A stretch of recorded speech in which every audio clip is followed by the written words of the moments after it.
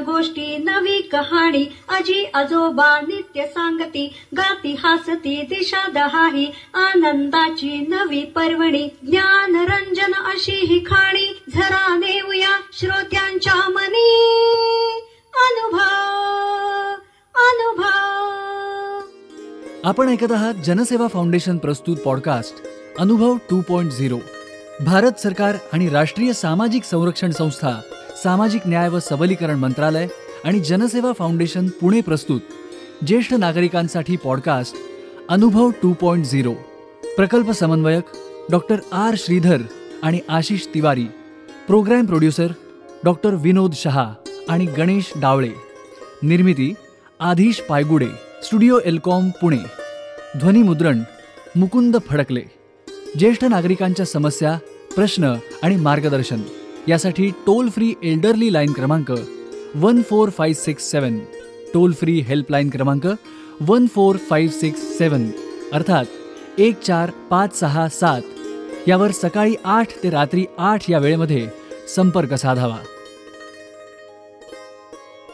नमस्कार.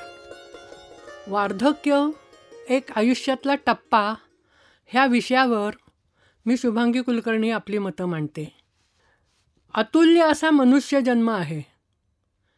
त्यात बाल्यावस्था, कौमार्य, तारुण्य, वार्धक्य आणि अंत ही चक्रे चराचराला समान आणि अटळ आहेत.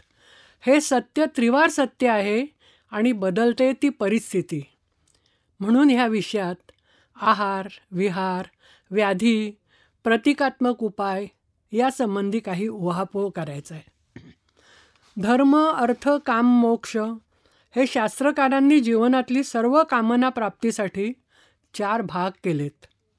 धर्माचे आचरण करून अर्थप्राप्ती करावी. मिळालेल्या धनाचा सरळ मार्गाने उपभोक्ता व्हावे. धनधान्य, स्त्रीपुत्र, घरदार, वैभव, कीर्ती सगळं मिळावं.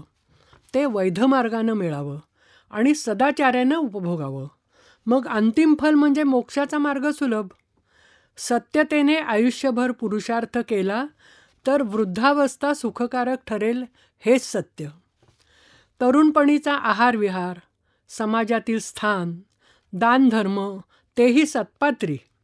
सेवा, मग समाजसेवा असो, रुग्णसेवा असो, मातापित्यांची सेवा असो, गरजूंना दानसेवा असो, याचे पडसाद नक्कीच उर्वरित आयुष्यात उमटतात. म्हणून प्रत्येकाने स्वतःत जागृत असणं गरजेचं आहे. मी कोण आहे? मी काय करू इच्छितो?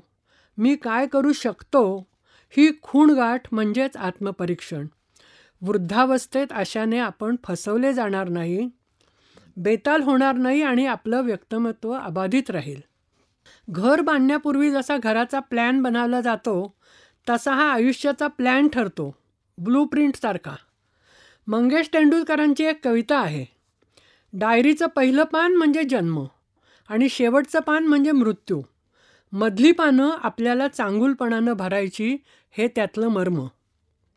आयुर्वेदाने 60 वर्षांनंतरच्या वयावस्थेला वृद्ध म्हणाले आहे. आता विज्ञानाची प्रगती, औषधोपचार, लाईफस्टाईलमध्ये बदल, नवीन साधनं यामुळं ज्येष्ठ नागरिकांची संख्या वाढली आहे. रेडिओ, टी व्ही, मोबाईल, विमानासारखी प्रवास साधनं या सुखसोयी निर्माण झालेल्या आहेत. आता यात सुख किती आणि सोय किती ही बाब जरा विचार करण्यासारखी आहे. ह्या वाढत्या वयाबरोबर अडचणी पण वाढतात.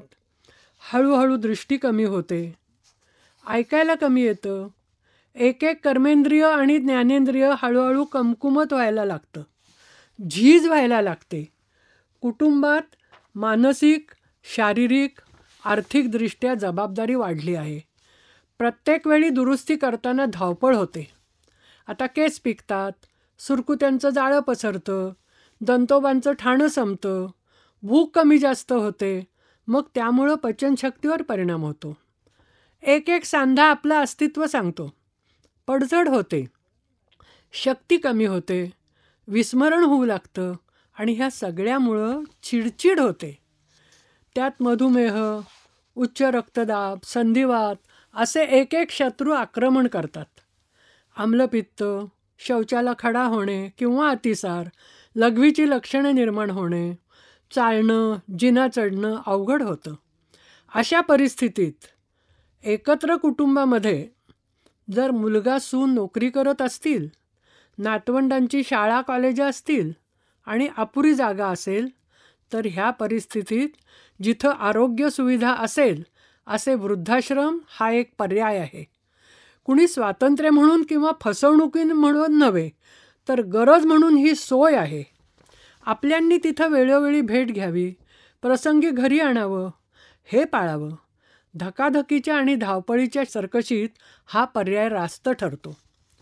तरुणपणी बेफाम वागणं म्हणजे हॉटेलच्या सतत भेटी, लहान मोठी व्यसनं, जंक फूड, ऐषाराम याचे परिणाम ज्येष्ठपणी भोगावे लागतात. व्यायाम न करणं, रात्री जागरण, उशिरा उठणं या सवयी त्रास देतातच. मागे जशी घराची ब्लूप्रिंट सांगितली तशी ही आयुष्याची ब्लूप्रिंट तरुणपणीची वागणूक वार्धक्याच्यासाठी आहे. वजन वाढणं, मेंदूचे हृदयाचे आजार, पोट, सांधे, लिव्हर यांचे आजार होऊ शकतात. तरुणपणी यांच्याशी दुश्मनी केली तर वार्धक्यात याचे दुष्परिणाम भोगावे लागतात. मग परावलंबित्व येतं, डिपेंडन्सी. हा भोगणाऱ्यांना आणि सेवा करणाऱ्यांना शाप ठरतो. अर्थात प्रत्येक वेळी काही चुकीचे आहार विहार, व्यवसाय, व्यसन, सवयींमुळं काही आजार होतात असं नाही. ज्येष्ठत्व, वयस्कर होताना निसर्ग नियमांप्रमाणे काही व्याधी होतात. ती स्वीकारायची आणि त्यावर उपाययोजना करायची. सल्ल्याप्रमाणे वागायचं. ॲक्सेप्ट अँड फेस हे तत्त्व. उगीचंच मला काहीतरी होतं आहे म्हणून रोज कुणापाशी त्याचं ओगाळणं, रडणं हे करू नये. काठीचा आधार घेऊन, सोबत घेऊन किंवा स्वतंत्रपणे शक्य असेल तर जवळच्या बागेत, मंदिरात, सोसायटीच्या आवारात एखादा ग्रुप करून ठराविक वेळ जमणे. गप्पा गोष्टी, कविता, संगीत, वार्तालाप करावा. कुणाचीही टीका टवाळी न करता चर्चांमध्ये वेळ चांगला जातो. शारीरिक क्षमतेनुसार एकत्र करमणुकीच्या कार्यक्रमाला अगर लहान सहलीला जाता येतं. आपल्या तरुणपणी राहिलेलं कविता, संगीत, बागकाम आणि मुख्य म्हणजे स्वावलंबन अंगीकारावे. आता स्त्री व पुरुष कितीही उच्च पदावरून निवृत्त झाले तरी घरामध्ये सामान्यप्रमाणेच त्यांनी राहायला पाहिजे. घरकामात कुठं भाज्या निवडणे, कपडे घड्या करणे वगैरे हलकी सलकी कामे जरूर करावीत. वेळ जातो, मदत होते. नातवंडांना गोष्टी सांगणे, गाणी म्हणणे, जमलं तर अभ्यास घेणे हे जरूर करावे. ज्येष्ठांनी एक तत्त्व जरूर ध्यानात ठेवावे. अपेक्षांचं ओझं कुणावरही लादू नये. व्यक्ती असोत, नातलग असोत, मदतनीस असोत. अपेक्षाभंगामुळं मानसिक तणाव वाढतो, कुटुंबात अंतर निर्माण होतं. उलट पडतं घ्यायची सवय लावून घ्यावी. जसं अन्नाला नावं ठेवणं जेवढं चुकीचं आहे, तितकंच चांगल्या अन्नाचं कौतुक न करणं हे सुद्धा चुकीचंच आहे. मुलांच्या संसाराला आर्थिक मदत गरजेच्या वेळेला जरूर करा. पण पेन्शन, ग्रॅच्युइटी, फंड्स, एफ.डी. वगैरे लगेच सर्व सुपूर्त करू नका. नटसम्राटमध्ये एक वाक्य आहे, जेवणाचं ताट द्यावं पण बसायचा पाठ कधी देऊ नये. सत्य आहे, वास्तव आहे. तसंच ज्येष्ठांनी मृत्यूपत्र किंवा इच्छापत्र करून ठेवावं. मेडिक्लेमची व्यवस्था तरुण अवस्थेतच करावी, म्हणजे आर्थिक मदत मिळते. पोलिसांचा 100 नंबर, नातेवाईकांचे नंबर, डॉक्टरांचा नंबर हे मोबाईलमध्ये सेव्ह करावेत. मोबाईल नसेल तर डायरीत लिहून ठेवावे. 80 वर्षापुढील व्यक्तींना आयुष्मान भारताचा खातं या सरकारी योजनेचा फायदाही घ्यावा.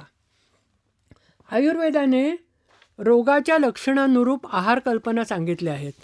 एकंदरीत दूध, तूप, खिरी, लाडू, सुकामेवा घ्यावा आणि द्रव्यांमध्ये जटामांसी, वेखंड, खुरासनी ओवा, ब्राह्मी, मालकांगुणी अशा वनस्पतींपासून काही तयार केलेले कल्प वैद्यांच्या सल्ल्याने रसायन म्हणून उपयुक्त ठरतात. हालचाल करता येत नसेल तर खुर्चीवर बसूनही हात, मस्तक, पाय यांचे हलके व्यायाम करता येतात. आजकाल विशिष्ट मुद्रा आणि आयुर्वेदातील मर्मचिकित्सेची थोडे साधर्म असलेले प्रेशर पॉईंट सांगितलेले आहेत. ॲक्युप्रेशर. सांगोआंगी एकाने अमुक घ्यायला सांगितले तुम्ही पण घ्या, दुसऱ्यांनी इथं जायला सांगितले तुम्ही पण जा, असं मुळीच करू नये. तज्ज्ञांचा सल्ला हा महत्त्वाचा आहे. आज ॲलोपॅथी, उद्या होमिओपॅथी, परवा नॅचरोपॅथी, केरळ फॉर्म्युला एकदा, यामध्ये कुठंही सिंपथी सापडणार नाही. आजकाल टी व्हीवर जादुई परिणाम करणाऱ्या अनेक फसव्या गोष्टी पसरवल्या जातात. फूड अँड ड्रगतर्फे अशा गोष्टींना बंदी आहे. हर्बल या नावाने यूट्यूबवर भरभरून लिहिलं जातं आहे. याला कुणीही बळी पडू नये. डॉक्टर, वैद्य, योग्य व्यक्ती यांच्याकडनं सल्ला, उपचार, आहार, व्यायाम, योग, वाचन, गीतांचे श्रवण आणि सर्वांशी सुसंवाद ठेवला तर वार्धक्य नक्कीच सुसह्य होईल. आता हृदयासंबंधी, मेंदूसंबंधी विकार उद्भवल्यास ताबडतोब डॉक्टरांशी संपर्क साधावा. हॉस्पिटलमध्ये ॲडमिट व्हावं लागेल. पार्किन्सन्स, कॅन्सर, अल्झायमरसारख्या व्याधींना दीर्घकाळ ट्रीटमेंट घ्यावी लागते. त्यात हैगय करू नये आणि डॉक्टरांच्या सूचना तंतोतंत पाळाव्यात. शेवटी वसंतराव देशपांडे यांच्या गीतातल्या 2 ओळी सांगते. खांद्यावर बाळगले ओझे सुखदुःखांचे, फेकून देऊन आता परत चाललो, वाटले जसा फुला फुलात चाललो, वाटेवर काटे वेचीत चाललो. धन्यवाद.